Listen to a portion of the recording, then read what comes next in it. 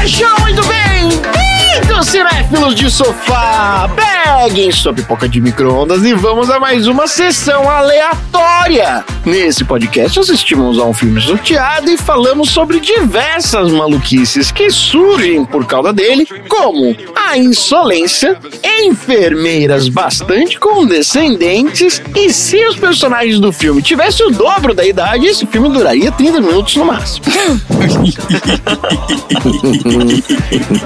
Eu sou o Tonzeira e Dudu. Oi. Como é que você sabe que você tá estressado? Como é que eu sei? É só você me pegar num dia dando aula e a galera tá conversando no meio da aula. Aí eu tô estressado. O Karen. Eu. Prazer ter você aqui conosco. Muito obrigado.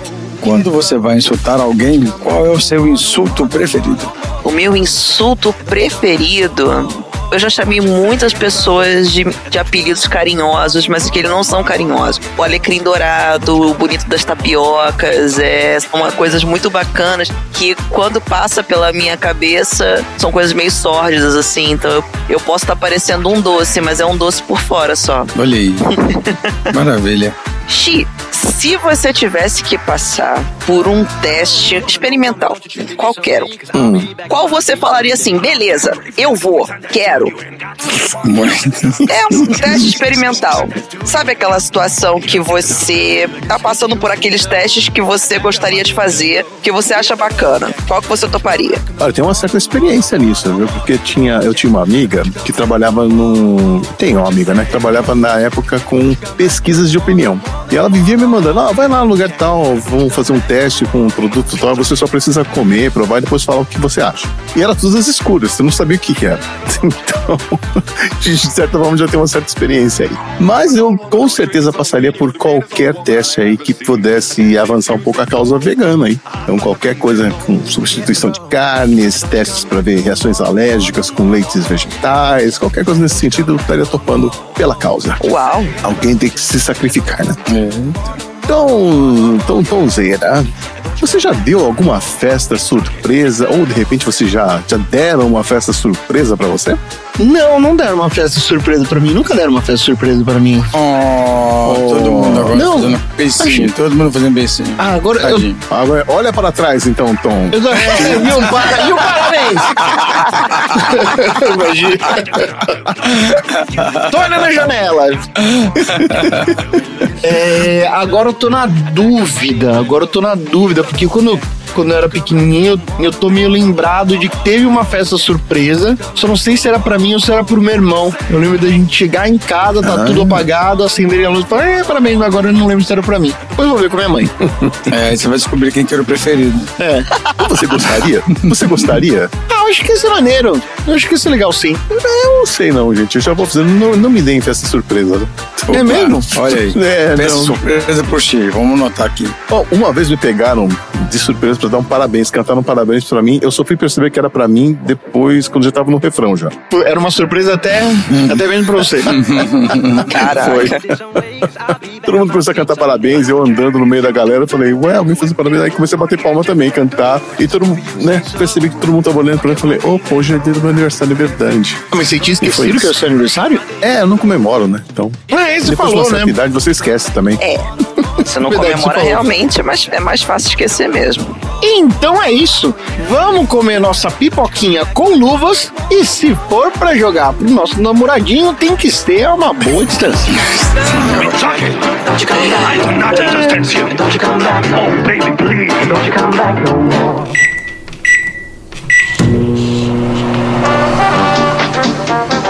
Tá vendo as luzes lá fora? Eu e a Abby chamávamos de estrelas e fazíamos pedidos. Ela nunca me contava os pedidos, mas eu sei que ela pedia. Sessão aleatória.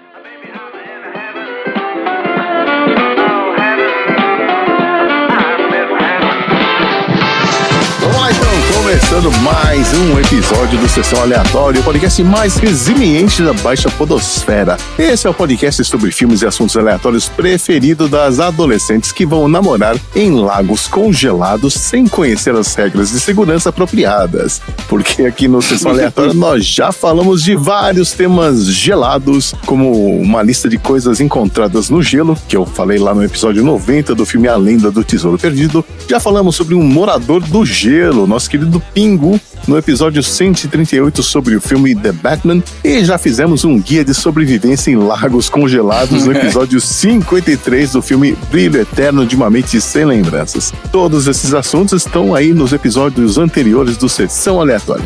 E hoje nós temos um episódio especialíssimo, porque estamos entrando em 2025.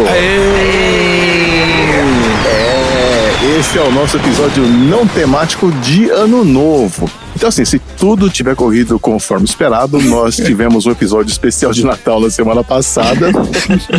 E esse é o nosso episódio de Ano Novo, o último antes das nossas férias. E para comemorar conosco a chegada desse novo ano, nós temos aqui a estreia de mais uma grande amiga e aleatória, da nossa querida Karen, que é cinéfila profissional e nas horas vagas professora de história, ou ao contrário, não sei. Por coincidência, ela também é esposa do mentor, que já é um integrante honorário aqui do nosso podcast. Coincidência? Por coincidência não, eles têm um relacionamento bem estabelecido e tal. Que isso, gente? Já faz um tempo. Não, gente, não tem panelinha aqui no Sessão Aleatória. É tudo por acaso, entendeu? Com certeza não. Aconteceu. Mas não é por coincidência que ela se casou. Não, depois qualquer dia ela pode contar a história e de repente a gente descobre algumas coincidências, né? Mas fui apresentada pra sessão aleatória por ele, então tá valendo, tá tudo certo. Olha É isso aí. Tá valendo. O filme de hoje é A 5 Passos de Você, que veio do baldinho de novos aleatórios, né? O baldinho raiz do podcast aqui. Fala aí, então, de onde veio essa sugestão de filme para hoje? Esse filme aqui foi o lançamento, ele colocou no nosso baldinho aleatório o João Vitor. Ele colocou o A 5 Passos de Você porque ele falou assim, ó: é um filme romântico, bonitinho demais da conta. História muito triste e linda ao mesmo tempo. E aí, graças a essa grande descrição, e o filme dele foi sorteado por nós, ele acaba de se tornar o nosso aleatório número 42. A resposta para qualquer coisa. João Vitor, Bem-vindo! agora você é um número na planilha da Sessão Aleatória. O João Vitor de Oliveira é meu ex-aluno, se formou e se tornou médico veterinário agora em 2024. Então, parabéns duplamente aí pro João Vitor de Oliveira. Uma audiência qualificada, né? É isso aí. Dudu Verso comandando. Então, bora falar do filme. A 5 Passos de Você é um filme de 2019 dirigido pelo Justin Baldoni, com o roteiro de Rachel Lippincott, Mick Dougherty e Tobias Diaconis. O filme estrela a Hayley Lou Richardson como Stella, o Cole Sprouse como Will, o Moises Arias. Essa galera tem um nome esquisito. Por que jovem tem um nome esquisito, né? Como Paul, e Kimberly Herbert Gregory como a enfermeira Bárbara. E tem ainda a participação de uma atriz de peso que apareceu recentemente aqui no Sessão Aleatória, que é a Claire Forlani, a maravilhosa Claire Forlani, que a gente falou sobre ela no episódio 184 do filme Encontro Marcado. Ela que pega o capeta, aliás, a morte, né? E ela faz uma pontinha nesse filme aqui, ela meio que entra, muda e sai calada, mas ela tava lá. O André colocou aqui uma nota aqui falando, ó, lembrar as pessoas do baldinho mega aleatório. Vocês sabem o que é isso? Mega aleatório, não. Eu acho que ele escreveu errado aqui. Eu acho que tá entrando Ele umas tem que seguir o configurações exemplo. novas aí. Ele botou na cabeça que esse filme é de baldinho, mega aleatório, não é? Aí o que a gente tem que fazer aqui, óbvio, também lembrar do mega aleatório, mas do Mega Blaster, pra quem já é aleatório, mas se você ainda quer se tornar um aleatório. Calma aí, Tom. Vamos falar você disso. Você precisa citar o seu nome ali. A gente vai falar mais pra frente sobre isso. Calma aí, André. A gente falou nos recados lá, peraí. Peraí, vamos voltar aqui à pauta. Vamos conhecer um pouco mais sobre o diretor, o Justin Baldoni. Ele nasceu em 1984 em Los Angeles. E quando era criança, ele gostava de esportes. Ele praticava futebol e atletismo na escola. Entrou para a universidade com uma daquelas bolsas para esportistas, sonhando em se tornar um atleta profissional. Mas aí rolou aquela velha história triste que a gente já ouviu várias vezes. Ele sofreu uma lesão grave e teve que sair do time de atletismo da universidade e a carreira esportiva acabou. Por aquelas coincidências bizarras do destino, ele tinha recentemente se mudado para um prédio novo e nesse prédio ele conheceu um vizinho que era empresário e sugeriu para ele tentar a carreira de ator. Ele achou a ideia legal, tal, resolveu... Do nada. Resolveu investir na carreira. Então logo ele começou a fazer pontas em séries e filmes para TV, como Charmed, Everwood, CSI Miami, Heroes e assim por diante. Em 2012, o Baldoni criou a série documental My Last Days, que contava histórias de pessoas com doenças terminais. Então ele já tinha uma certa obsessão aí pelo tema, né? A série fez um enorme sucesso e com isso ele decidiu fundar sua própria produtora, a Wayfarer Entertainment. Como ator, o papel mais importante do Baldoni foi do Rafael Solano na série de comédia romântica Jane a Virgem. No entanto, foi como diretor que ele ganhou maior destaque nos últimos anos, começando com o filme de hoje, A 5 Passos de Você, que foi o seu primeiro longa-metragem. Depois ele dirigiu Clouds, 2020, que é um filme da Disney sobre um jovem músico de 14 anos que enfrenta uma doença terminal. Ele é apegado no tema. Cara, porra. É meio fissurado com a história aí. E assim que acaba, de 2024, Cacete, mano! que é uma adaptação de um best-seller com o mesmo nome que viralizou no TikTok. Esse filme é estrelado pela Blake Lively e por ele mesmo. Bom, vamos lá então para o nosso quadro Viu ou Não Viu, onde a gente comenta alguns trabalhos que a gente viu e outros que a gente nunca ouviu falar das estrelas desse filme. Você viu ou não viu? Começando com a protagonista, a Hayley Lu Richardson, que faz o papel da Stella. Ela é uma atriz americana nascida em 1995 em Phoenix, no Arizona, e desde cedo ela se envolveu com artes, mais especificamente com dança. Tanto que em 2001 ela se tornou uma das principais dançarinas da Kennedy Dance Company. Isso, se você fez as contas direito aí, ela tinha só 6 anos de idade. Ou seja, é precoce. E ela continuou nessa companhia de dança até completar 16 anos em 2011, quando se mudou para Hollywood com o objetivo de se tornar uma dançarina profissional. Mas aí logo em seguida ela começou a investir na carreira de atriz, fazendo pontas em filmes e séries de TV. O primeiro papel de destaque dela foi numa série chamada Ravenswood, em 2013. E foi mais ou menos nessa época que ela começou a fazer pequenos papéis no cinema, como por exemplo, ela tá no filme Fragmentado, do Shyamalan, de 2016. O primeiro papel importante dela no cinema foi no filme Columbus, de 2017. Aliás, filme pelo qual ela recebeu uma indicação ao Gotham Independent Film Award. Será que é de Gotham City? Será que é o Batman? Ela recebeu o Batman de ouro? Deve ter sido criado por um fã, né? Ela concorreu ao Gotham de melhor atriz. Aí depois ela estrelou nesse filme de hoje, A 5 Passos de Você, e também estrelou um filme da HBO Max chamado Unpregnant, de 2020, sobre gravidez na adolescência. E o filme mais recente dela é uma comédia romântica chamada Amor à Primeira Vista, de 2023. Mas talvez o papel mais conhecido dela tenha sido na série da HBO White Lotus, na qual ela é uma das protagonistas da segunda temporada. Ela faz a Portia, né, a secretária da Tânia. Agora, a gente não viu e nem nunca vai ver a Hayley Lu Richardson em Mortal Kombat X Generations. X Generations? O que é isso? Pois é. É série? É uma série baseada no famoso videogame. Ela faz o papel da Cassie Cage, ou seja, ela é a filha do Johnny Cage com a Sonya Blade, numa timeline alternativa aí. Só que ninguém nunca vai ver isso porque a série nunca foi lançada. Ela foi filmada, chegou até a ter material promocional divulgado com data de estreia para abril de 2015. O piloto provavelmente não foi aprovado. Mas assim, por alguma razão, nunca foi ao ar. Inclusive, os atores e o pessoal da produção que chegaram a divulgar nas redes sociais que estão participando da série e depois deletaram todos os posts sem nunca explicar nada. Os produtores nunca explicaram exatamente o que aconteceu. Tá aí um mistério da TV.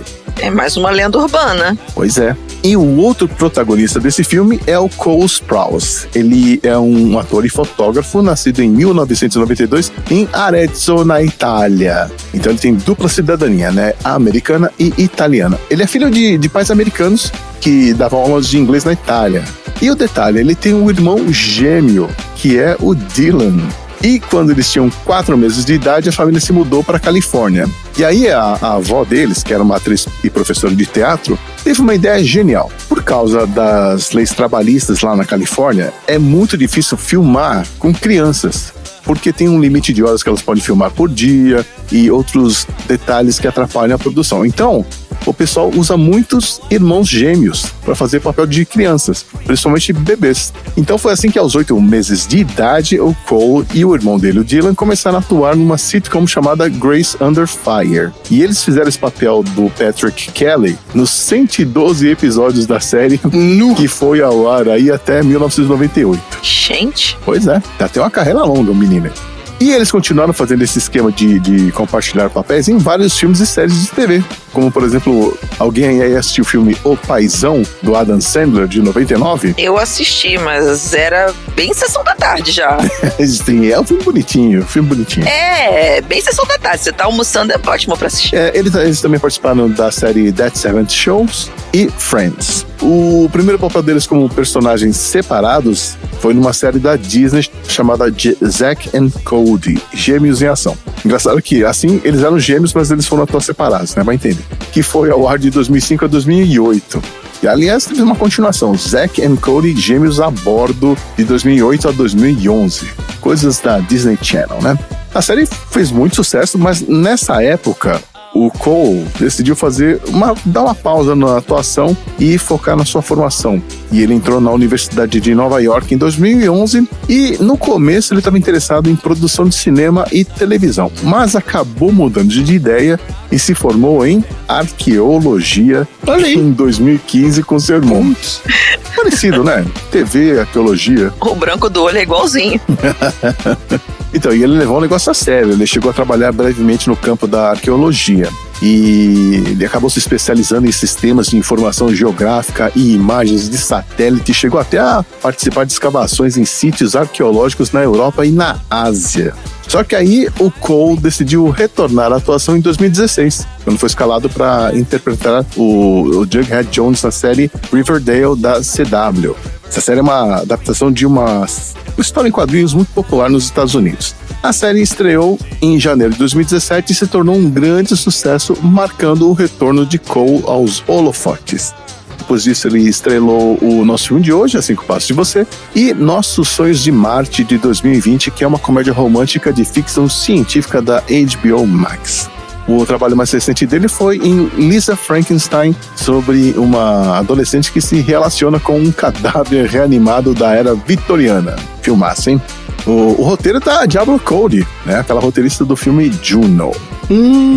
Mas a gente não viu o Cole Sprouse em uma nova empreitada aí com o seu velho amigo paizão Adam Sandler. A dupla se reuniu para filmar o filme 8 Noites de Loucura, que, acredite se quiser, é um longa-metragem musical em animação escrito pelo Adam Sandler. Jesus! E o Cole Sprouse é um dos atores de voz dessa joia rara do cinema mundial. E olha aí, ó, sinopse do IMDb de A 5 Passos de Você. 2 adolescentes com fibrose cística se encontram em um hospital e se apaixonam, mesmo que sua doença os obrigue a evitar contato físico. Tá razoável, né? É isso aí. O filme é esse mesmo. Vou colocar um pouquinho mais de recheio aqui nessa sinopse, ó. Stella é uma adolescente de 17 anos que vive em um hospital devido à fibrose cística, que é uma condição pulmonar grave que exige cuidados rigorosos e constantes, limitando severamente suas interações sociais. A vida da Stella muda quando ela conhece o Will, um novo paciente que sofre de uma versão ainda mais grave da mesma doença e que está participando de um estudo para um novo tratamento. Enquanto a Stella é cautelosa e segue à risca seu rigoroso tratamento, o Will é rebelde e desafiador, frequentemente ignorando as orientações médicas. A atração entre eles é imediata, mas a condição de saúde os força a manter uma distância de pelo menos 2 metros um do outro, o que complica ainda mais o desenvolvimento do seu relacionamento. À medida que os dois tentam navegar por suas emoções, eles formam um vínculo profundo que os leva a desafiar as limitações impostas pela sua condição, mesmo que isso coloque em risco suas próprias vidas. E é isso o filme. Vamos lá então, opiniões, o que vocês acharam do filme, começando com a nossa convidada Karen? O que eu achei do filme é aquele romancezinho bem água com açúcar. Pra você tá de tarde ali, nada pra fazer. Quando você não tem nada pra assistir na televisão, você pode pegar pra ver? Pode. Mas pessoas sensíveis realmente podem sofrer de uma leve desidratação no final. Mas fora isso, é bem tranquilo de assistir. Um filme pra cima, né? Pra você... Muito. Animação, animação total. Principalmente quando você chega assim em casa, agora eu quero relaxar, eu vou pegar esse filme pra assistir, vai ser fantástico. Aí de noite você aproveita e emenda a menina dourada lá. A menina de ouro. Menina de ouro. Pode ir na mesma pegada também, aquele... Como é que é? A Culpa é das Estrelas. Qualquer filme tem cachorro, isso. Marley e eu. Isso, Marley e eu. Estrelas, eu tava tentando lembrar. 4 vidas do cachorro. 5 vidas do cachorro, não sei o quê. Pois é, aquele Como Eu Era Antes de Você. É tudo nessa pegada, entendeu? Exato. É tudo no ritmo. Doce Novembro, não, também. Vai Só dormir Só vai, levinho. que a lista é longa. E você, Dudu? É um filme de adolescente, né? Aí eu entendo a escolha do João, porque esse filme deve ter marcado ele em 2019, que provavelmente ele era um adolescente na época. Mas é um Romeu e Julieta hospitalar, né? Sim. De uma forma ou outra, né? São pessoas que não podem se relacionar e tal. Tem algum impedimento ali, né? É uma adaptação. Óbvio que não tem aquela questão de briga de família, nem nada. Não tem família nenhuma. Mas é sempre a base, né? A base desses relacionamentos impossíveis, né? Que chama assim. Tanto ele tem a base shakespeariana que ele no início do filme já fala pra você o que vai acontecer, né? Ela já conta que eles não vão ficar juntos. Cara, é o que a Karen falou. É um filmezinho água com açúcar, com bastante apelo emocional, assim, chega até a ser exagerado. Eu sei que ele tem uma base, que o Chip deve falar mais pra frente qual que é a origem da história desse filme, mas foi transformado realmente numa história de amor impossível, num apelo emocional, né? Então, assim, é uma montanha-russa. Tem uma parte alegrezinha, aí vai uma tragédia. Uma parte alegrezinha, aí vai uma coisa triste. Uma parte alegre, uma coisa triste. E aí vai fazendo isso com o espectador. E basicamente é isso, né? Igual o João falou, termina ali com um final meio que de melancolia e tal, mas uma certa esperança pra menina, né? Então, é isso. Tom? A animação, vai. Eu achei que o filme, ele pega absolutamente todos os clichês de um drama romântico, assim, né? Ele pegou todos. Então, eu tava tentando lembrar, a Karen falou do A Culpa das Estrelas, porque eu fiquei o tempo todo pensando, eu falei, caralho, na cara dura, assim, eles pegaram a Culpa das Estrelas. Na cara dura o drama médico. Sim. Do amor proibido por causa da doença. Aí depois eles vão criando plot twist, vocês sabem, não vai ser spoiler falar agora, que por causa do drama médico, alguém vai morrer. Com certeza. Eles têm que mostrar isso, né? Alguém vai morrer. Vocês sabem que alguém vai morrer, você só não sabe quando e quem. Eles não têm o menor pudor de esconder isso. É. Eles já deixam bem claro. E aí, quem vai gostar muito desse filme é a nossa amiga Ana Paula. Amar mesmo? Esse filme. Por quê? Ela vai amar esse filme.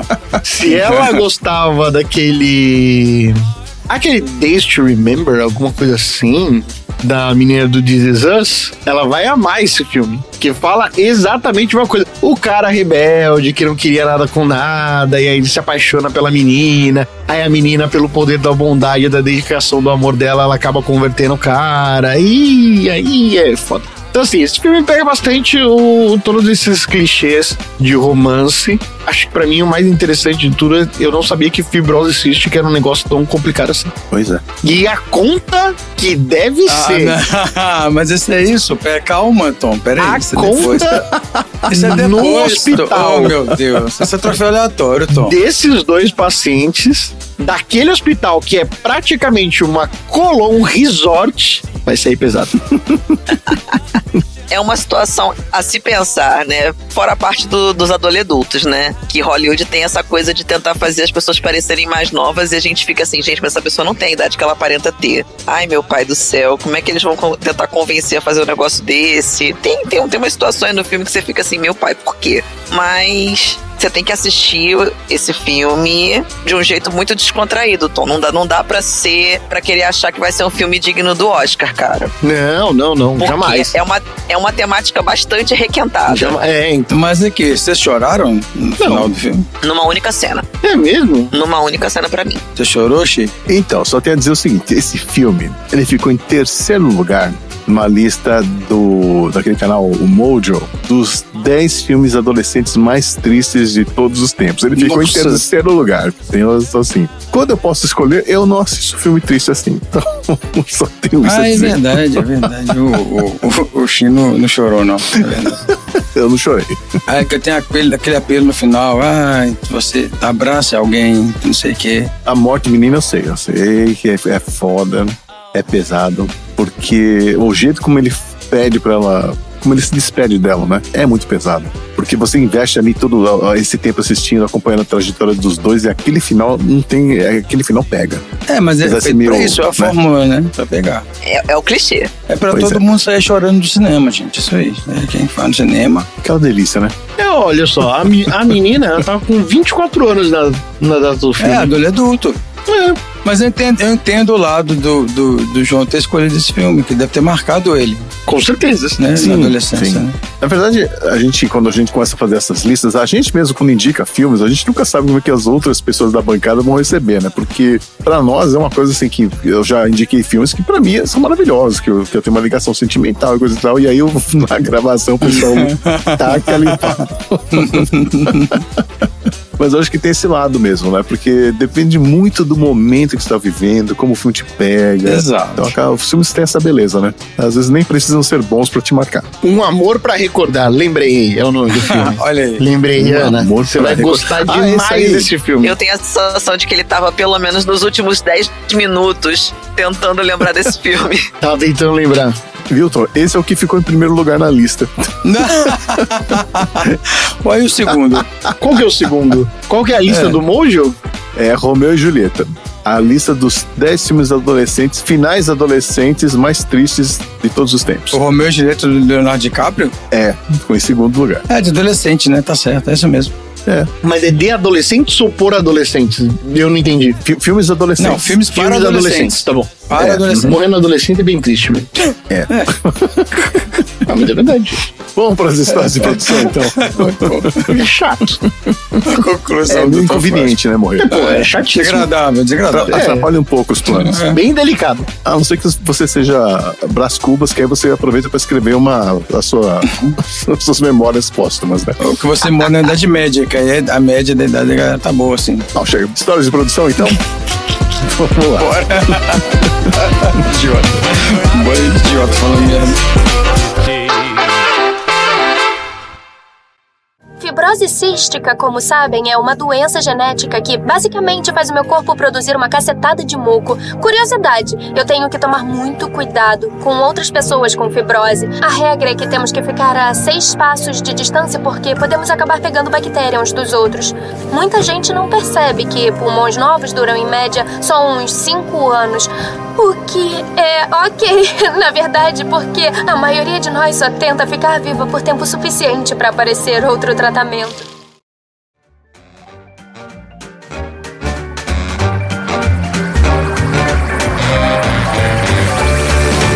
Olha só, a ideia do filme surgiu quando o diretor Justin Baldoni conheceu a Claire Wineland, que era uma jovem youtuber com fibrose cística, durante as filmagens de sua série documental My Last Days. Aí, inspirado pela história da Claire e sua perspectiva única sobre a vida, o Baldoni decidiu fazer um filme que retratasse com precisão a experiência de jovens vivendo com essa condição.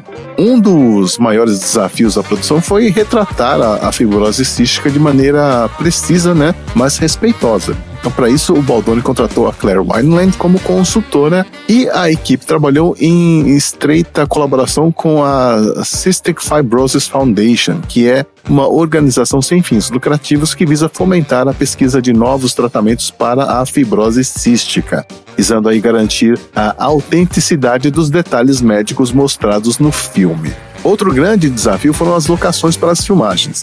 A maior parte da produção foi filmada em um hospital real, lá em Nova Orleans, o que obviamente gera enormes desafios logísticos, como manter o set silencioso e não interferir nas operações diárias do hospital. Para manter essa autenticidade, os atores principais, a Haley Lu Richardson e o Cole Sprouse, passaram um bom tempo convivendo com pacientes reais de fibrose cística para entender melhor essa condição. A Haley chegou a usar, inclusive, aquele colete vibratório que é usado pelos pacientes para limpar os pulmões, a fim de entender melhor essa experiência física mesmo. E uma curiosidade sobre o título do filme. Em inglês, o título é 5 Feet Apart, que seria 5 pés de distância. Mas, como é explicado lá no filme, na realidade, os pacientes com fibrose cística devem manter uma distância de 6 pés, e daí 1,80 m mais ou menos. O título foi alterado para 5 passos porque o pessoal do marketing achou que seria mais sonoro e interessante comercialmente. E aí os roteiristas tiveram que se virar para explicar isso. É por isso que tem toda aquela parte do filme onde a Stella se revolta contra os 6 passos, decide que só vai aceitar 5 e coisa e tal, né? Aí, resultado, o filme A 5 Passos de Você estreou nos cinemas em março de 2019 e foi um enorme sucesso de público. Com um orçamento de 7 milhões de dólares, o filme arrecadou mais de 90 milhões nas bilheterias. Olha aí. Foi bom, hein? Pois é. O retorno foi bom. Foi bem. O nicho, né? Ele atingiu certinho o nicho ali. Pois é. Já a reação da crítica foi menos entusiasmada, né? Os críticos elogiaram muito a atuação da Haley Lu Richardson, mas consideraram que o filme abusa dos clichês, como vocês mencionaram aí, né? O filme também gerou um pouco de controvérsia, porque algumas pessoas com fibrose cística acharam que ele estimulava práticas perigosas.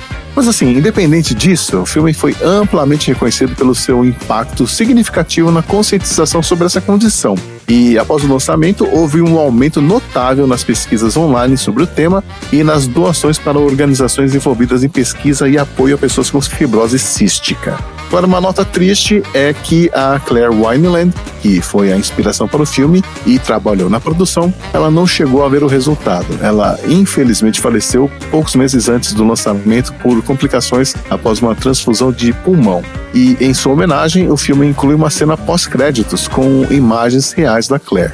E é isso. Bora pro troféu aleatório? Bora.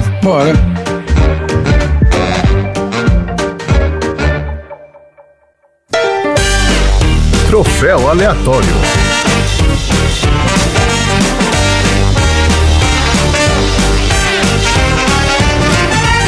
Muito bem, troféu aleatório, a premiação mais aguardada de todo episódio aqui do Sessão Aleatória.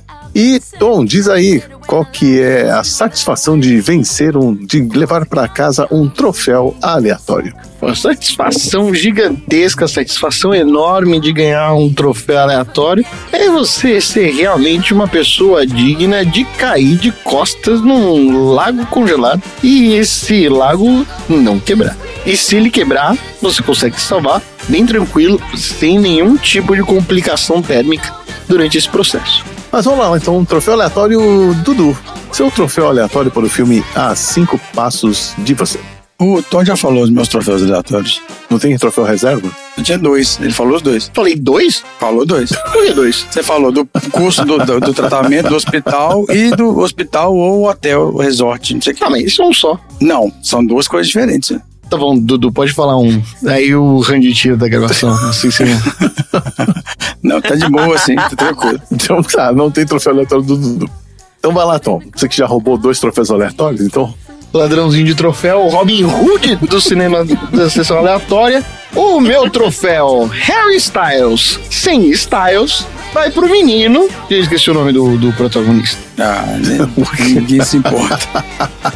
Vai pro menino que ele é muito importante. O Cole. O Cole, esse é o nome do ator, né? É o ator, né? Do menino, é o Will. Do Will. Isso, Will. Vai pro Will, que cutucou a menina com um taco de sinuca pra falar de putaria.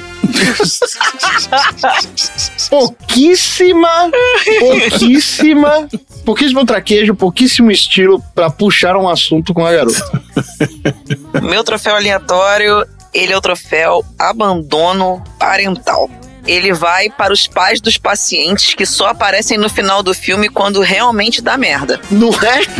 Eu também achei, cara. É verdade. Eu também achei, onde vocês estão? Vocês não fizeram uma visita, velho. Só faz a pontinha, né? Não, os pais não aparecem no filme. Não, Em uma visita. Se você somar todo o tempo de tela que tem dos pais dos personagens, não soma 10 minutos de filme. O pai em si só aparece naquela cena lá da treta no hospital. No final. Só naquela hora. E pra não dizer que a mãe não aparece, a mãe aparece uma vez do Will e da outra vai almoçar com ela um dia desse. O resto, pouco me importa se você tá morrendo de fome. Exatamente. O pai não teve um dia que ele foi lá levar yakisoba pra menina numa quinta-feira. Nada, né? Nada, nem ligou pra dar um oi, saber se tá vivo. Um relaxo total. E aí o pau tá atorando também, aí ele só faz um negócio. Não, mas isso é só porque tá pronto ali o transporte da menina. O cara nem se envolve. Nada. É complicado. É isso aí. Então, Dudu, você podia aproveitar e dar aí o troféu Charlie Brown de pais presentes pra todos os pais que tá aparecendo no filme. Esse deve ser o seu.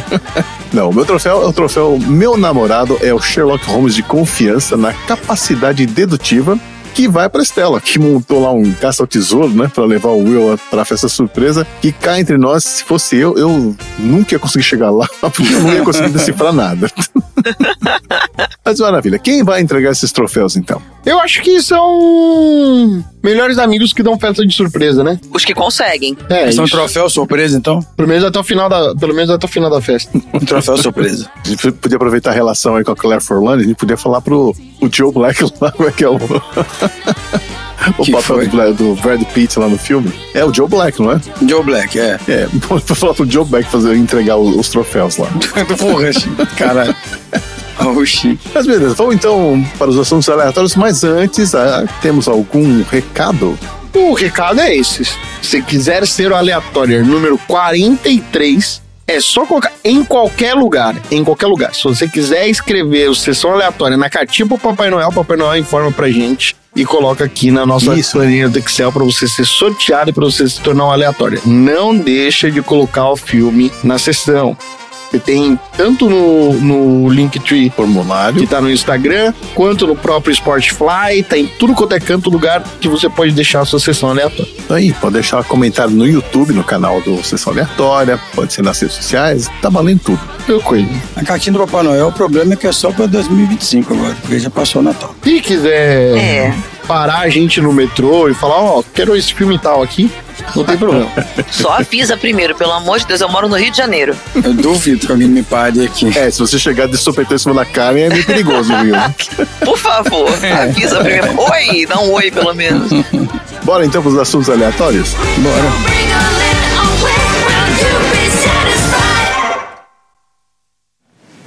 Sem transplante pulmonar pra mim. E quando você pegou? Já tem uns 8 meses. Colonizou bem rápido. Eu tava na fila pra transplante 1 hora e aí... Aposto que a sua marra deixa a Estela doida. Qual é a dela? Ela disse que é maníaca por controle, sei lá. Chama do que quiser, mas ela manja das coisas. É ela que me mantém na linha. Então... Vocês dois...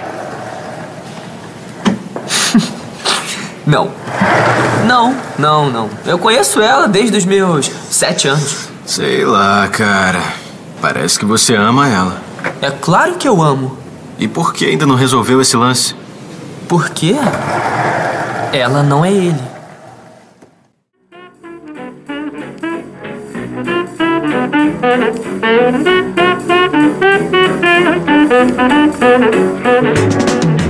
Assuntos aleatórios, o supra-sumo de todas as edições do Sessão Aleatória. Bom, vamos começar com você hoje. Seu assunto aleatório para o filme de hoje. Eu ia, logo de cara, falar sobre esse lance de você não poder tocar a pessoa. Eu ia falar sobre eletricidade estática. Aí eu ia falar sobre a vampira. Ótimo. Eu ia falar sobre a vampira, mas Tinha uma coisa no quarto da menina que muito me interessou, que fazia parte da decoração do quarto dela, que era um mapa dos chakras. Então, a gente vai falar sobre essa abordagem única e capaz de auxiliar a gente a alcançar o equilíbrio e a saúde integral. E aí, para falar dos chakras, a gente primeiro precisa dizer o que significa em sânscrito a palavra, que significa roda ou disco ou esfera. Ela descreve os centros energéticos que temos, que giram como vórtices localizados ali ao longo da nossa coluna vertebral. Esses vórtices, eles são responsáveis por regular nossa energia vital ou o prana, que flui pelo corpo. Cada chakra é como se fosse uma engrenagenzinha de um sistema mais complexo. Quando um chakra não funciona bem, todo o sistema acaba sendo afetado de alguma forma. No nosso corpo, existem 7 chakras principais. Eles são conectados a órgãos, a glândulas e aos nossos estados emocionais. E aí eu vou falar sobre cada um deles. O primeiro deles, o chakra raiz, ou também conhecido como Muladhara. Ele é localizado lá na base da coluna. O Muladhara está relacionado à sobrevivência, à segurança e à estabilidade. A sua cor é o vermelho. E ele é representado por uma flor de lótus com 4 pétalas. Quando ele está equilibrado, você consegue se sentir mais seguro e mais enraizado às coisas que você faz. Quando esse chakra está bloqueado, ele produz uma quantidade maior de medo e de ansiedade. Deixa eu olhar aqui no mapinha para eu colocar direitinho onde é que fica. Peraí. No cox. Tô tomando nota, que eu tô me identificando com as coisas aqui. O chakra básico é perto dos órgãos genitais. Exatamente. Ele fica lá embaixo, mais ou menos na altura do periquito ou da periquita. Onde não se toma sol. É só que é nas costas, né? Isso, que é na espinha. Mas é mais ou menos nessa altura aí. É no cox. Você também tem o chakra sacral, que ele fica próximo ao umbigo. Ele fica no sacro. O sacro é um dos ossos ali terminais da coluna vertebral. Olha aí, eu não sabia não. Não sabia que eu tinha um sacro. Você tem 2 sacos. Você tem o sacro na frente e o sacro atrás. Mancha o sacro, Dudu. Também conhecido como Svadhisthana, ele rege a criatividade, o prazer e as emoções. E ele é associado à cor laranja e ao elemento da água. Ele é o centro das paixões. E desequilíbrios podem levar à repressão emocional ou ao exagero no prazer. Então, Dudu, você que tem aí o seu sacro olha só, mais expandido, talvez você esteja exagerando um pouco no prazer. Quando você vai fazer carinho no gatinho, no cachorrinho, a região atrás depois da cauda é o sacro. Então os gatinhos e cachorrinhos adoram essa região que é relacionada a prazer. Aí, ó. Dudu informação. É isso aí. Popularmente conhecido como ponto levanta bumbum. Exato. Você também tem o plexo solar. O plexo solar, também conhecido como Manipura, ele é localizado no abdômen, ali mais ou menos na altura do começo das costelas. Na boca do estômago. E ele é o reflexo do seu poder pessoal. A sua cor é o amarelo e ele simboliza principalmente a autoestima e a vontade. Os bloqueios desse chakra podem trazer uma baixa autoestima, uma baixa confiança e uma dificuldade em você tomar decisões. O quarto é o Anahata, ou também conhecido como plexo do coração. Ele fica bem no centro do peito. Ele é o chakra do amor e da compaixão. E a cor dele é o verde e o elemento dele é o ar. O coração, quando ele está alinhado, ele proporciona paz interior e empatia. E quando esse chakra está desalinhado, ele pode trazer um ressentimento ou dificuldade em perdoar. Mais para cima a gente tem o chakra Vishuddha, também conhecido como garganta. Esse chakra ele governa a comunicação e a expressão. Ele é representado pela cor azul, associado ao som, e é o canal responsável por verbalizar os nossos pensamentos e os nossos sentimentos. Quando desequilibrado, ele pode levar a dificuldades na gente conseguir se expressar ou na tendência em falar demais. Subindo mais um pouquinho, já mais ou menos na altura da testa, a gente tem o Ajna, ou o terceiro olho. Ele fica ali mais ou menos entre as sobrancelhas e está ligado à intuição e à visão espiritual. A cor dele é o índigo, que é algo mais ou menos como um roxo escuro para quem é homem. Quando ele está equilibrado, ele proporciona clareza, conexão com a intuição. E quando ele está bloqueado, ele traz um pouco de confusão e falta de foco. E por fim, a gente tem os chakra Sahasrara, que ele fica no topo da cabeça. Ele é o chakra da transcendência espiritual. Ele é representado pelo violeta ou pelo branco e conecta você ao universo e à consciência superior. E aí os desequilíbrios dele podem trazer uma sensação de desconexão com as coisas e também com a espiritualidade.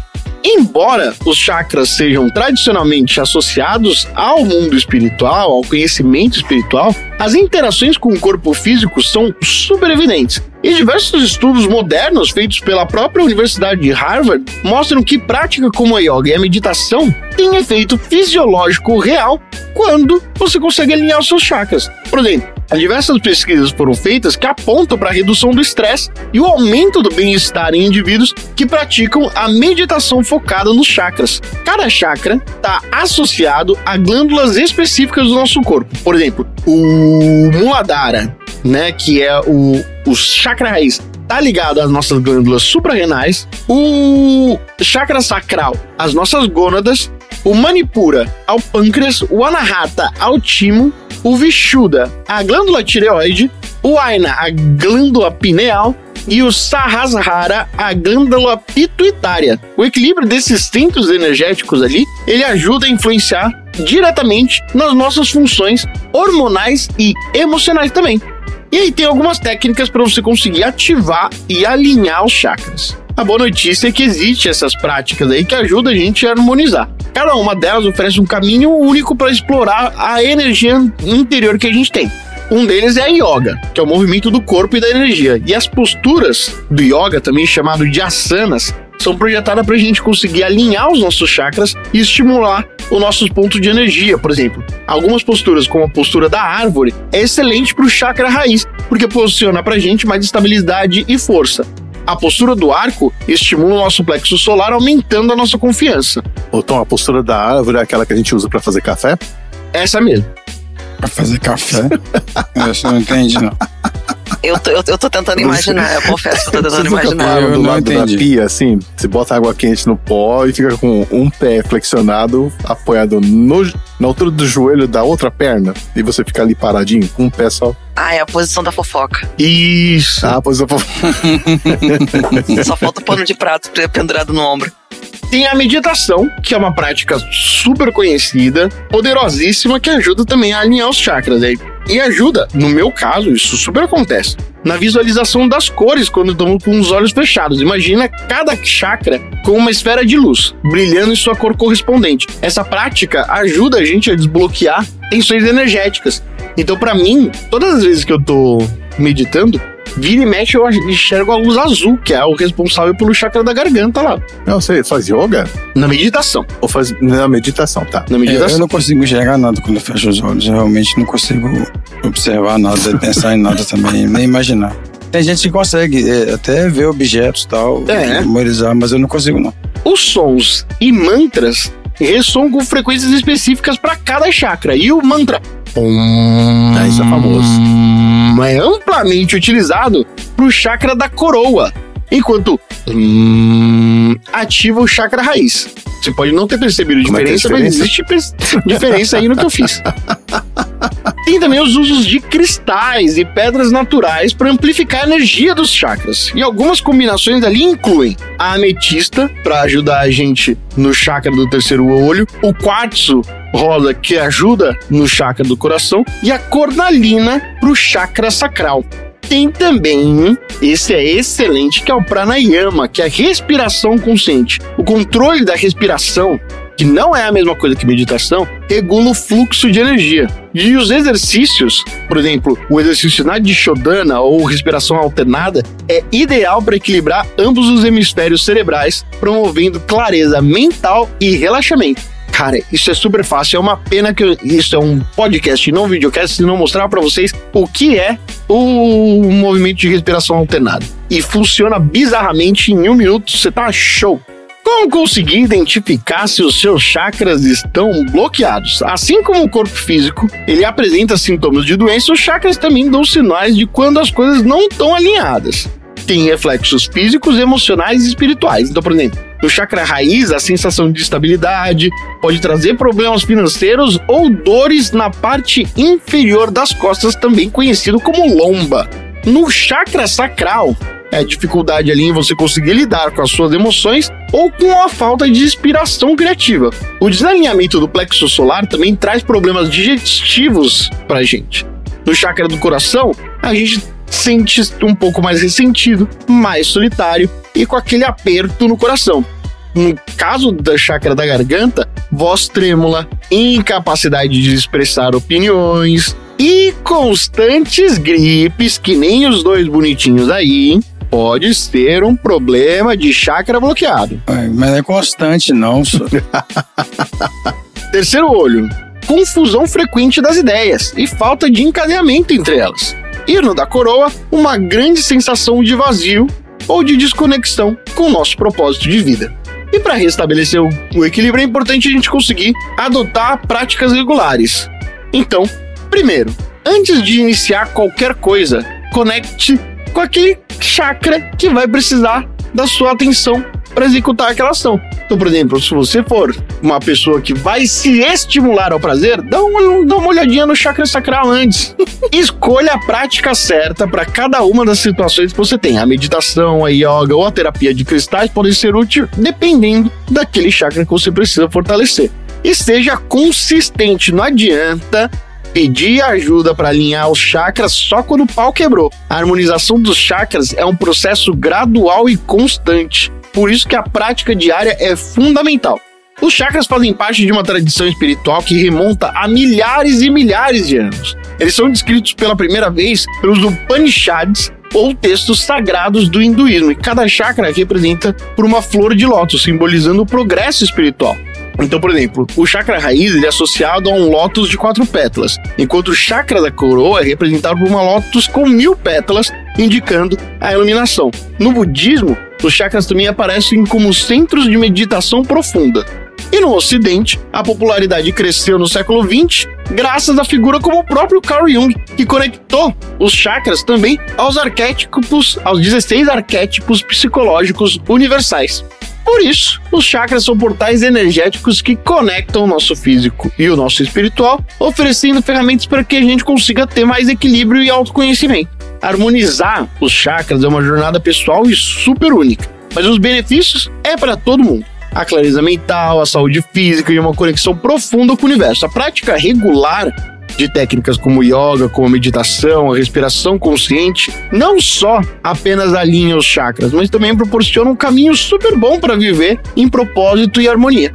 Então, como dizia um dos grandes intelectuais do conhecimento sobre os chakras, o poeta Rumi, você não é uma gota no oceano, você é o oceano inteiro em uma gota. É isso o meu tema da semana. Maravilha. Não sei se eu comentei com vocês já alguma vez aqui, porque eu vivo falando com vocês, lembrando de coisas que eu nunca falei aqui. Mas enfim, essa história dos chakras eu já estudei bastante porque eu me formei em Reiki. Olha aí! Há 30 anos atrás, nível 2. Ah, legal! E a gente trabalha com chakras, mas a gente não dava nomes, era uma prática diferente, porque no Reiki você faz a harmonização, o tratamento em todos os chakras ao mesmo tempo, né? Você vai cuidando um de cada, e então você não precisa exatamente saber o que cada um regula, porque o tratamento é feito holisticamente, né? Mas eu acho muito interessante essa história de alinhar chakras, dessa questão da energia, pensar em cores, meditação, tudo isso ajuda muito. E se tem uma época em que a gente tá precisando de tudo isso, é a que a gente vive agora, né? É isso aí. Com certeza. É isso aí, maravilha. Bora pro próximo assunto aleatório, então? Bora.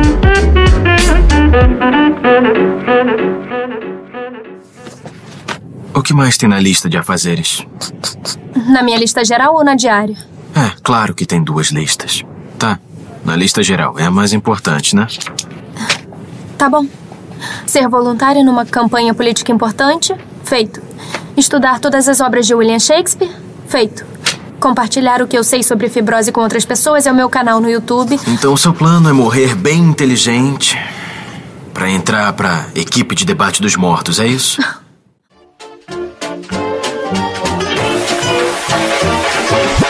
do seu assunto aleatório de hoje.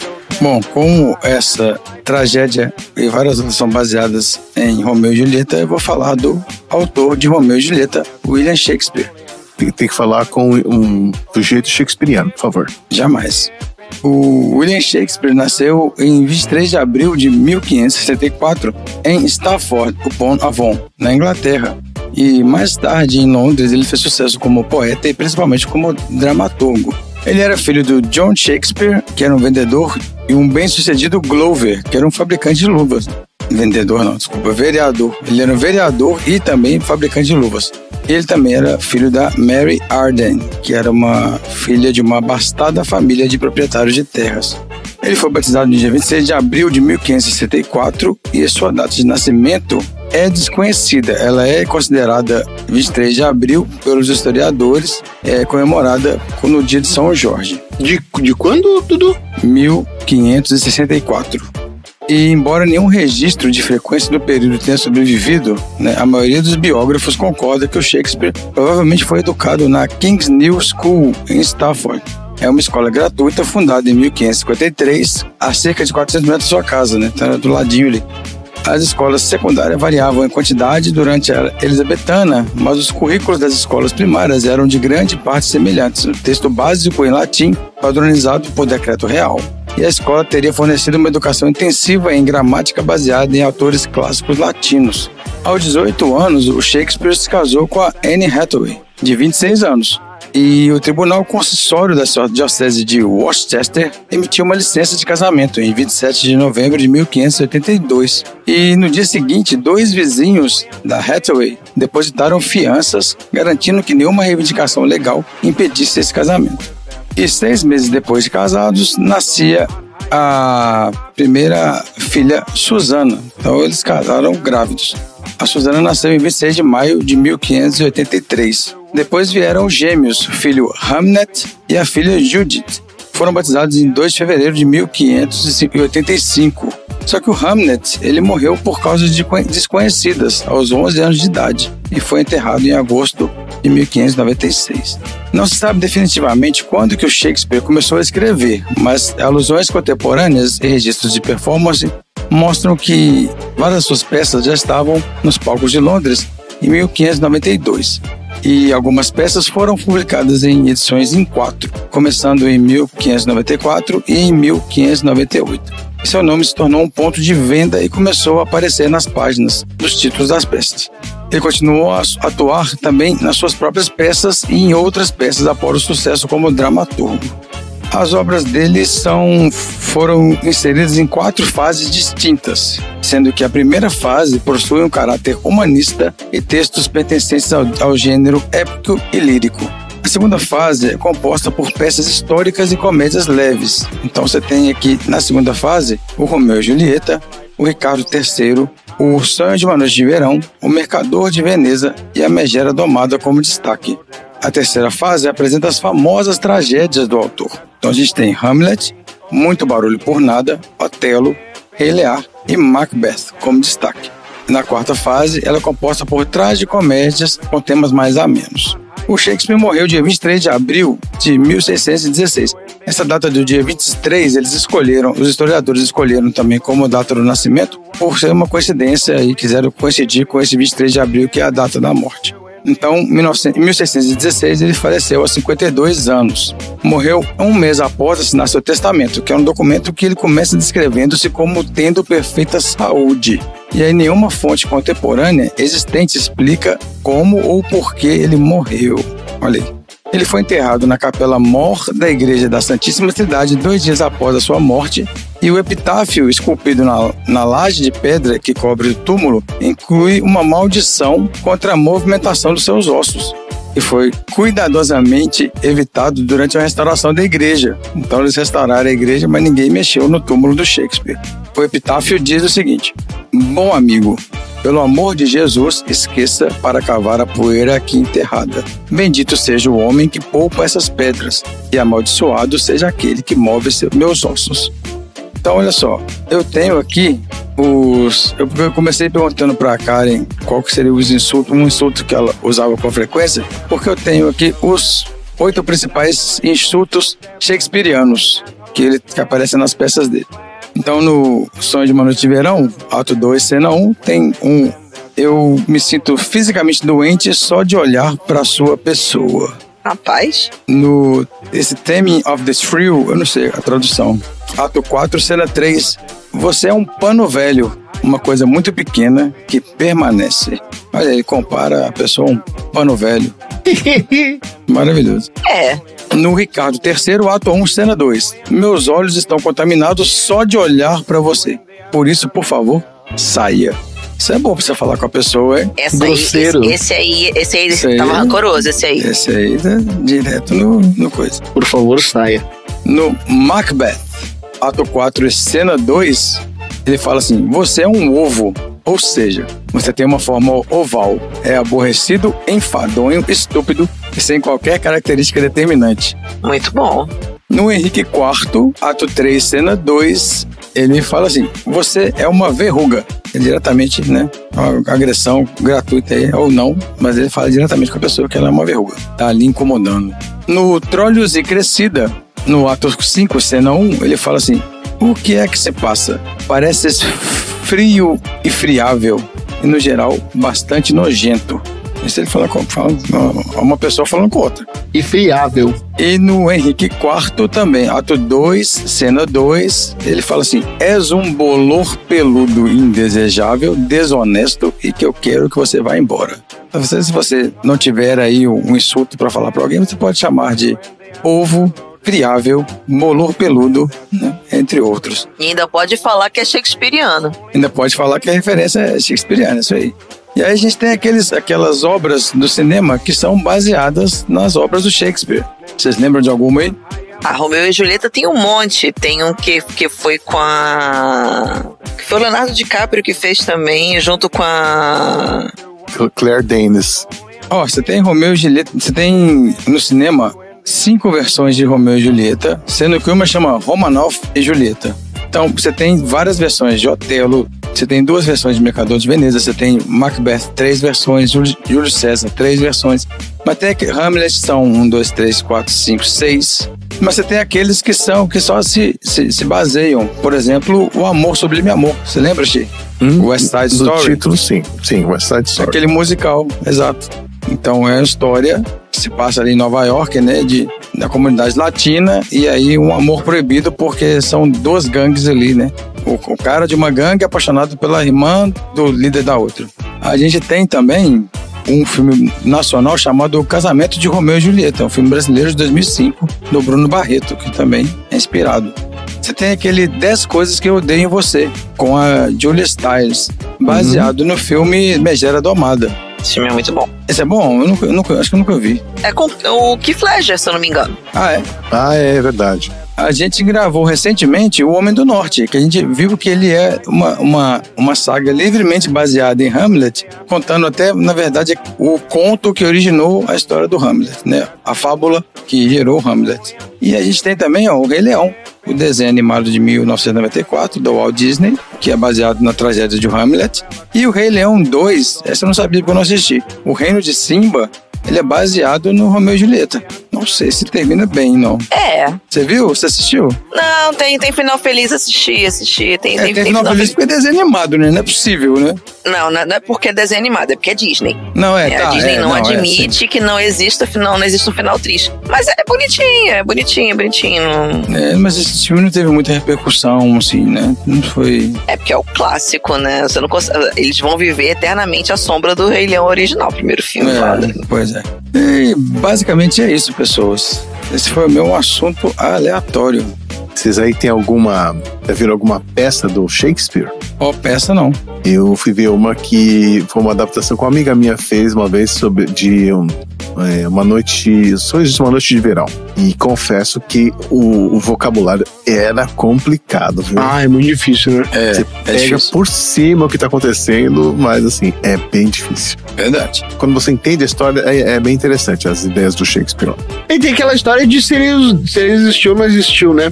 Tem essa história também. Mas isso aí é... Que era uma outra pessoa que escrevia com o pseudônimo de William Shakespeare. Isso é lenda urbana.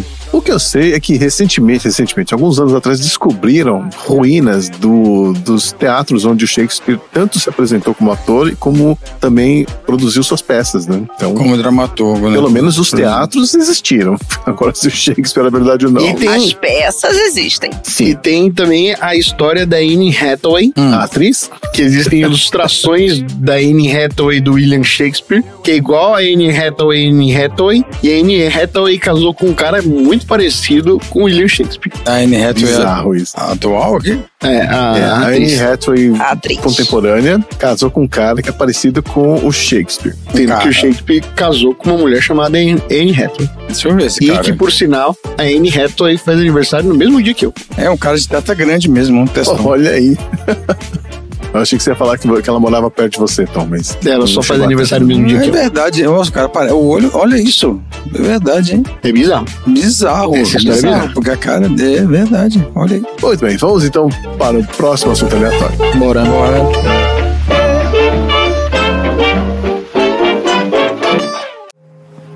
Tá fazendo o quê? Tá querendo morrer por acaso? Olha só. Meu pulmão já era, tá bom? Dá pra... deixar eu curtir a vista enquanto eu posso? Tem noção de como tem sorte de estar aqui? De ser parte do teste novo? Como você sabe sobre o meu teste? Andou perguntando sobre mim? Se você não se importa, vá embora. Dá o seu lugar pra outra pessoa, alguém que queira viver.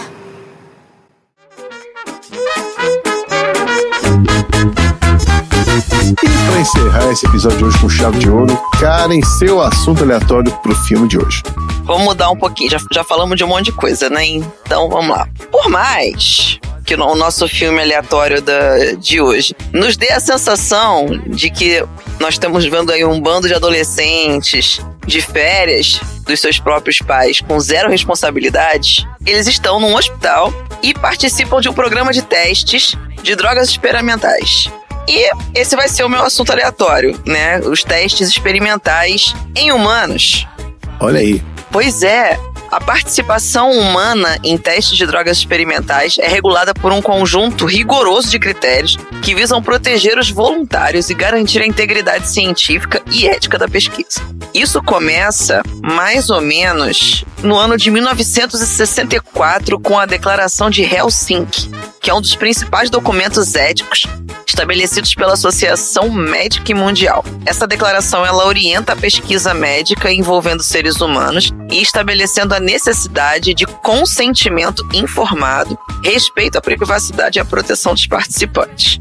E também tem um conjunto de boas práticas clínicas, que são as diretrizes internacionais estabelecidas pela Organização Mundial de Saúde, no caso a OMS, e pela International Council of Harmonization of Technical Requirements for Pharmaceuticals for Human Use. Cacete, esse é o maior nome, nome de organização que eu já vi na minha vida. É horrível. Criatividade zero. Botei todo o meu inglês pra funcionar nesse exato momento, que eu não tenho, mas tudo bem. Que é o ICH. Poderia muito bem ter feito um negócio. Velho, sério, Aquele sério. nome todo é pra ICH. ICH, eu queria muito estar exagerando, mas eu não estou. Né? Graças a Deus que a gente aqui no Brasil é só a Anvisa mesmo. Já no Brasil, os critérios para seleção e participação, eles são regidos pela Anvisa e pela resolução número 466/12 do Conselho Nacional de Saúde, que tem como ponto-chave garantir que a pesquisa clínica seja conduzida de forma ética. Vamos para as diretrizes do Comitê de Ética em Pesquisa. Eles são existentes tanto no Brasil quanto em outros países e responsáveis por avaliar e aprovar outros protocolos de pesquisa, incluindo critérios de seleção e proteção dos participantes. Aí eu fui procurar quais são os critérios, né? Porque eu falei, gente, eles estão falando que eles são rigorosos, que tem uma série de exigências. Então eu falei, tá bom, vamos catar, né? Como é que funciona esse negócio? Alguns desses critérios são idade. A maioria dos testes clínicos são entre adultos de 18 a 65 anos, embora alguns estudos possam incluir adolescentes ou pessoas mais velhas, dependendo do objetivo do estudo e condições de saúde. Tem o critério do estado de saúde, onde os participantes devem ser saudáveis ou ter uma condição médica específica que seja o alvo do estudo. Teste de fármacos. Para tratamentos de doenças, geralmente selecionam pacientes diagnosticados com a doença em questão, mas com limitações quanto à gravidade e a presença de comorbidades que possam interferir nos resultados. Ou seja, mesmo que você seja interessado naquela pesquisa, se você tiver algum outro problema e aquilo ali interferir na pesquisa, lascou, você vai ter que esperar sair o resultado. Condições médicas. Os voluntários devem não ter doenças que possam prejudicar a avaliação da droga em estudo. Para pesquisas com medicamentos e doenças específicas, os critérios podem incluir a presença de condição-alvo da pesquisa, mas com limitações. Agora, eles falam sobre isso e também sobre a exclusão de algumas pessoas, que mesmo que você queira se candidatar, você não pode. Existem restrições para a inclusão de grupos vulneráveis, como gestantes, lactantes, menores de idade, a menos que o estudo envolva tratamentos pediátricos, pessoas com deficiência mental e, pasmem, prisioneiros. Também. E aqueles com doenças graves que podem colocar em risco sua saúde ou a integridade do estudo. Eu confesso que eu fiquei chocada quando colocou a questão dos prisioneiros. Eu falei, gente, será que alguém parou pra perguntar se o camarada tá lá dentro do presídio e quer participar? Não, mas essas são as pessoas excluídas, não? Não, porque são os excluídos. Foi, imagina, será que alguém que tava lá e ficou sabendo, queria participar e falaram, não, você não pode, você tá preso. Não, porque na verdade tem gente que quer fazer estudo com prisioneiro, entendeu? É por isso. É a galera que quer que seja usado de prisioneiro. É uma galera boazinha que tem por aí. É um pessoal gente boa, entendi. Pessoal gente boa, exatamente. Capacidade de compreender o estudo e consentimento informado é outra cláusula restritiva. O voluntário deve ser capaz de entender o que é o estudo, seus riscos e benefícios e fornecer consentimento informado por escrito. Se houver dúvida sobre a capacidade do participante de compreender o estudo, ele não será incluído. Exclusão de uso de substâncias abusivas. O uso de substâncias que possam interferir com o estudo, como drogas recreativas, acho ótimo esse termo, álcool em excesso ou medicamentos de prescrição que interajam com o estudo podem ser um critério de exclusão. Eu amo o termo drogas recreativas. Você tem que ter um nome fofinho. O processo de triagem para seleção, né? Eles fazem avaliação de saúde histórico-médico. Aí depois você passa para a segunda etapa, que é uma entrevista detalhada, onde o participante é informado sobre o estudo, riscos e benefícios, participação voluntária, consentimento informado, e a avaliação de segurança vem como terceira etapa. Em alguns casos, são necessárias avaliações adicionais de segurança para garantir que o participante não tenha condições que possam representar riscos aumentados. Algumas proteções são adicionais, como o monitoramento contínuo. Durante o estudo, que os participantes eles são monitorados para detectar efeitos colaterais, reações adversas. Caso isso aconteça, pode haver a interrupção do estudo, se o participante apresentar reações graves ou riscos para a sua saúde. E tem também a participação íntima do Comitê de Ética. No Brasil e globalmente, comitês independentes devem revisar os estudos antes de sua execução, incluindo a avaliação de critérios de seleção. Agora vamos a uma curiosidade que eu fui catar. Eu falei, gente, como pode essas pessoas serem voluntárias e a parada totalmente 0800?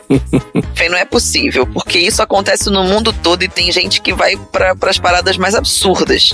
Uhum. E aí eu percebi nessa pesquisa, nesse momento de futucar na internet, que alguns estudos são remunerados. Exatamente. No Brasil, os participantes podem receber entre R$100 e 15 mil, dependendo da fase e do risco do estudo. Uhum. A compensação cobre custos de tempo e risco, mas não deve ser o principal motivador da participação. Essa parte aqui eles colocam só como assim, não é pra isso, né? Esse não é o foco. Mas ninguém se importa com isso, né? Se falam pra você assim, você pode ganhar R$15 mil, eu falo assim, amigo, vambora, né? Veja bem, você pode ganhar R$15 mil, mas...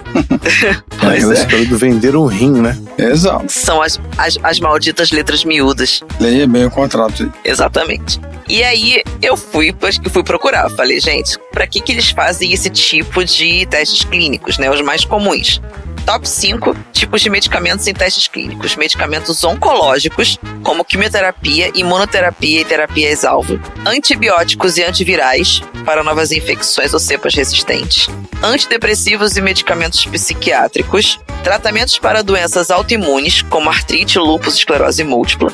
E vacinas experimentais, como a que teve na Covid-19 durante a pandemia e vacinas contra HIV e dengue.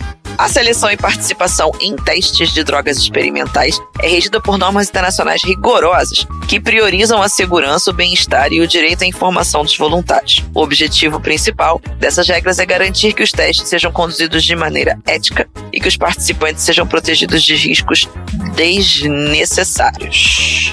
É isso aí.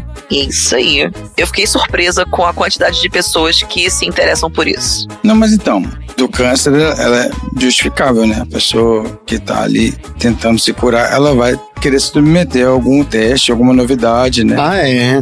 Então, assim, isso é bem comum de acontecer, né? Uhum. Então, É porque essas drogas experimentais, geralmente, eles vêm com aquela esperança mesmo, né? De que é uma droga nova, então sempre Agora vem... vai, sabe? Tinha, por exemplo... É bem complicado.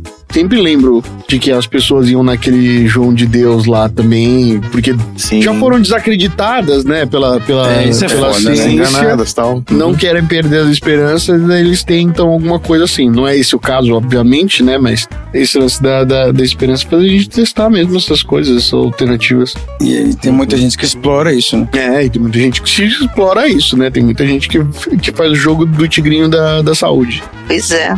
É, e no mundo capitalista tem aquela questão de vender também, né? Tem gente que vende sangue. É. Exato. Arrisca a sua própria saúde, às vezes, né? Porque Super. dependendo do teste que você tá participando, você é aquela cobaia que não tem problema nenhum de saúde, você vai ser exposto à dosagem da droga por um possível efeito colateral. Você entra sadio e sai de lá com uma comorbidade. Eu falo, gente... Tem aquela lenda urbana de que já existe a cura do câncer, mas a indústria farmacêutica não Querem, porque... não sei o que. Mas só pra ficar claro, quando eu falei no começo lá que eu já tinha uma certa experiência, né? Nos testes que eu fiz, que eu fiquei de cobaia, o pior que aconteceu foi ter me dado uma diarreia por conta de um sorvete lá que eu experimentei, tá? Olha aí. Só isso. É que se tivesse a cura, a indústria farmacêutica teria e cobraria muito caro. É, gente, complicado. A burocracia também atrapalha bastante, viu? Tem agora falando um pouquinho de gatos humanos, descobriram um remédio que cura a PIF. A peritonite infecciosa felina. Isso. Aí, obrigado, Dudu. Nada. Que era uma doença que praticamente era fatal, mas hoje já existe cura. Só que quem quer fazer esse tratamento com os remédios que curam, tem que importar através de meios ilícitos, porque tem essa burocracia, né? Patente, distribuição e coisa e tal, mas já se sabe que ele funciona. Inclusive tem gatos que eu fiquei sabendo que foram curados. Só que o custo disso tá por volta de 30, 40 mil. É isso que eu ia falar, é altíssimo. Ainda Altíssimo. como a tecnologia, né, e a distribuição e a fabricação ainda é novo, né? Sempre começa com altos custos até o negócio se popularizar, né? Bom, maravilha, gente. Quais são os aprendizados de hoje, então? Eu aprendi sobre o nosso querido William Shakespeare e que o Rei Leão 2 é sobre Romeu e Julieta. Eu não sabia, não. Acho que eu também não assisti o Rei Leão 2. Exato. Eu aprendi que eu preciso urgentemente aprender a alinhar os meus chakras ou achar alguém que possa fazer isso pra mim. Que a minha conta bancária tá precisando dar uma reforçada, outras coisas estão precisando alinhar aqui, tá bagunçado. Se alguém souber de algum contato aí pra passar, eu tô anotando. Eu não sei se a minha dor de coluna é chakra desalinhado, não. Ah, ou não tenho dúvida. menino de 12 quilos que tem que carregar aí pra cima e pra baixo. Às vezes é só a coluna mesmo que tá desalinhada, não o chakra. Eu aprendi que os gatos adoram um tapinha no chakra sacral. É, Olha isso aí, é verdade. E então é isso. Chega por hoje. Fala tchau, gente. Tchau.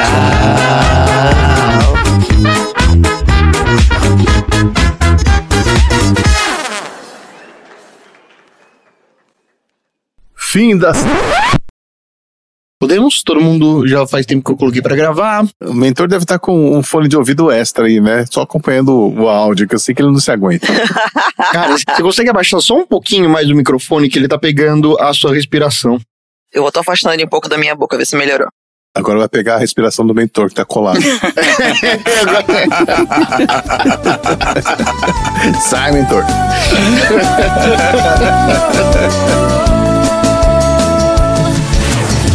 É como o amor de Charles pela Lady Di, Romeu e Julieta, Olivia e Popeye. Tudo que eu sinto por você. John Lennon e Yoko Ono juntos pela paz. juntos com os animais. Adão e Eva, eu e você, amando pra valer. Meu bem, eu vim ao mundo só pra te amar. Fim da sessão.